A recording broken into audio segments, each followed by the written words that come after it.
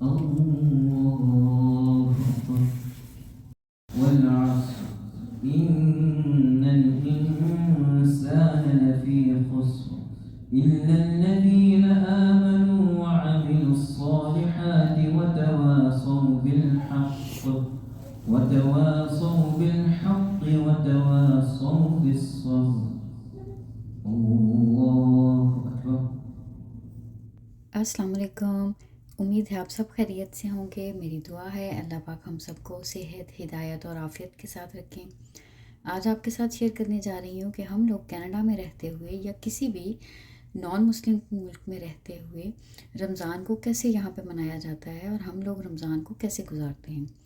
मैं चूँकि कनाडा में हूँ 11 साल से, तो यहाँ पे हमारी कनाडा में रहते हुए रमज़ान में क्या रूटीन होती है, यहाँ पे बाहर माहौल कैसा होता है, हमें क्या क्या सहूलियात होती हैं, बस वही बात करेंगे।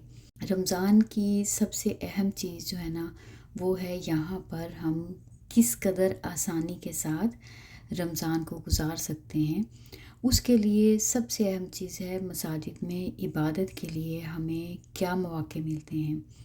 तो सब जगहों पे अल्हम्दुलिल्लाह कुछ अर्सा पहले तक था ऐसा कि मसाजिद कम थी। अब तो बहुत मसाजिद बन गई हैं। हम अगर टोरंटो की ही बात करूँ तो बहुत सारी यहाँ पे मसाजिद, मदरसे हैं।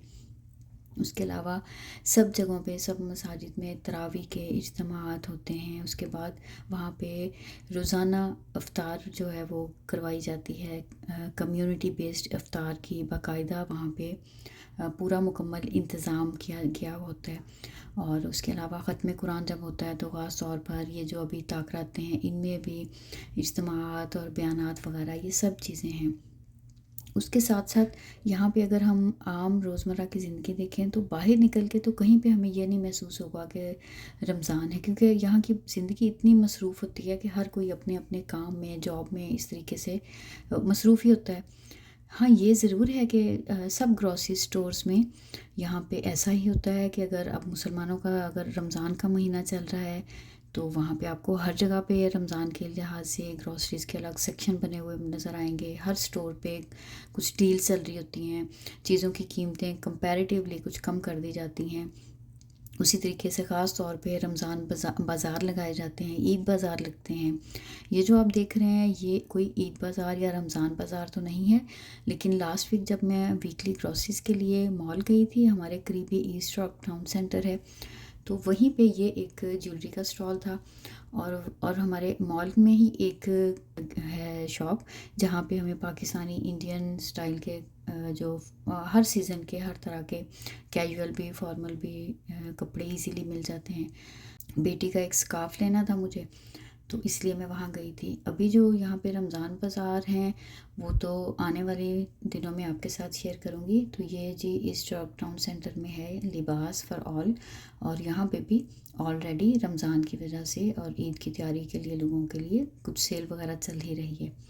तो बात ओवरऑल अगर करते हैं तो यहाँ पे हमें ईद की तैयारी के लिए भी कोई वो बहुत ज़्यादा यहाँ पे कोई देसी बाज़ार तो नहीं होते, लेकिन वक्ती तौर पे बहुत सारे ऐसे हैं हमारे बहन भाई जो छोटे पैमाने पर बिज़नेस करते हैं और इन ख़ास मौके के लिए वो अपनी छोटी छोटी सी शॉप या स्टॉल एक बना के, और हम लोगों की जो लोग बाहर वहाँ से पीछे से कपड़े खुद मंगवा नहीं सकते, उनकी आसानी के लिए फिर यहाँ पे ऐसे बाज़ार लग जाते हैं।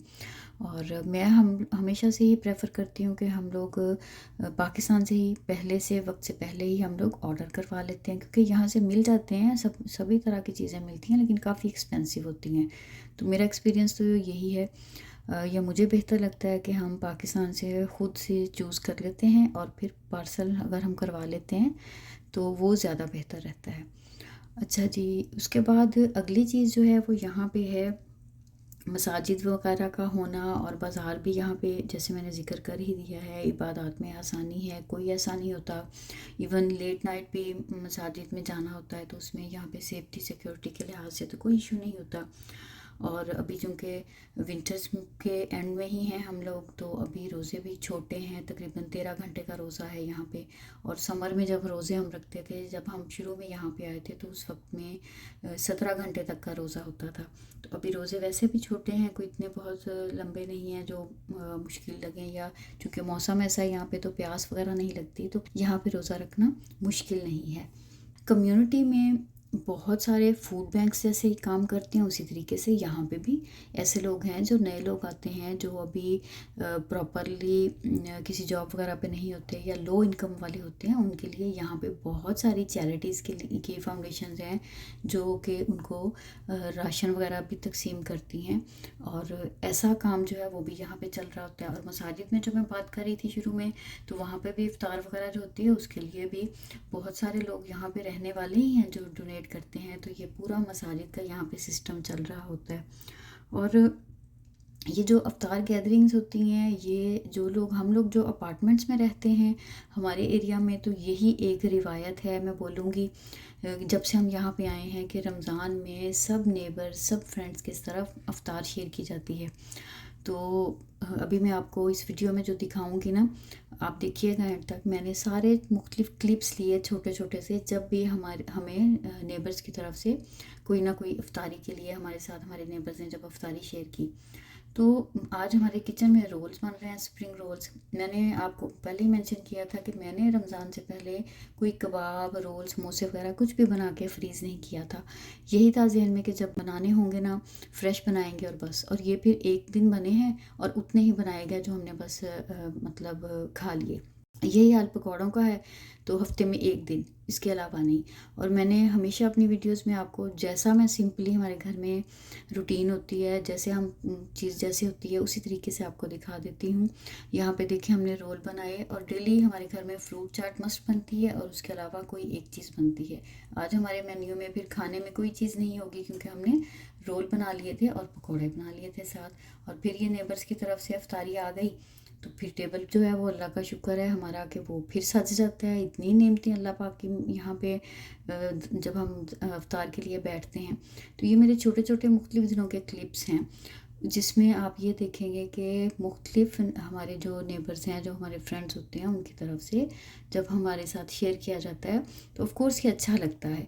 बस यही होता है कि यहाँ पे हम एक दूसरे के साथ मज़ीद अच्छे तरीके से कनेक्ट होने के लिए रमज़ान का, और तो यहाँ पे हम कोई ख़ास ऐसा नहीं कर सकते अफ्तारी का अहतमाम, तो सिर्फ ये होता है कि फिर हम इस तरीके से कर लेते हैं। ये जो है इस दिन मैंने सिंपल ये ज़ीरे वाले राइस बनाए थे, और साथ मैंने चिकन और आलू के कटलेट्स बनाए हुए थे, और साथ हमारी चाट है।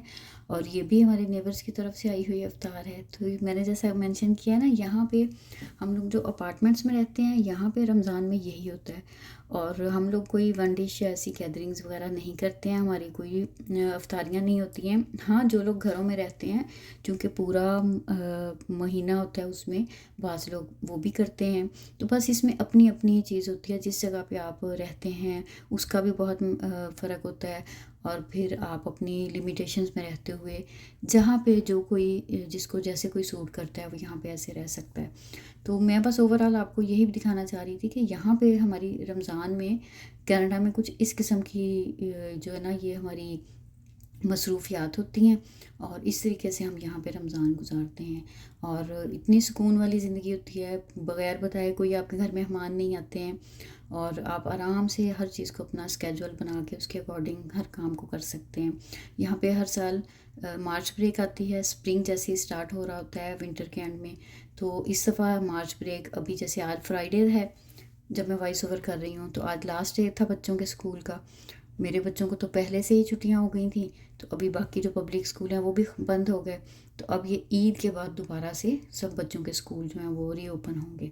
तो इस दफ़ा मार्च ब्रेक जो है वो रमज़ान के एंड में आ गई। तो बस ये यहाँ पे इसी तरीके से गुजरता है। अभी ये देखें, जिस दिन ये हमारा है तो उस दिन मैंने सिर्फ ये पास्ता बनाया था और साथ फ्रूट चाट है। मकसद सिर्फ ये है इस सारी बात का कि खाया हमसे नहीं जाता है ज़्यादा, तो मेरी कोशिश होती है कि हम बहुत सारी चीज़ें नहीं बनाएं। बस मेन जो है ना, चाट ज़रूर बनेंगी, उसके साथ कोई एक और चीज़ हम ऐड कर लेते हैं। और इसमें से भी हमारे पास कुछ ना कुछ लेफ़्ट ओवर होता है जो फिर सहरी में यूज़ होगा या अगले दिन के लिए होता है। तो बस मेरा मकसद सिर्फ ये होता है कि थोड़ा सा हम अपने आप को सादगी की तरफ ले जाएँ। तो तो ऐसे गुज़रता है हमारा यहाँ का रमज़ान। आपसे मिलूँगी अगली किसी वीडियो में। अल्लाह हाफिज़। अल्हम्दुलिल्लाहि रब्बिल आलमीन अर्रहमानिर रहीम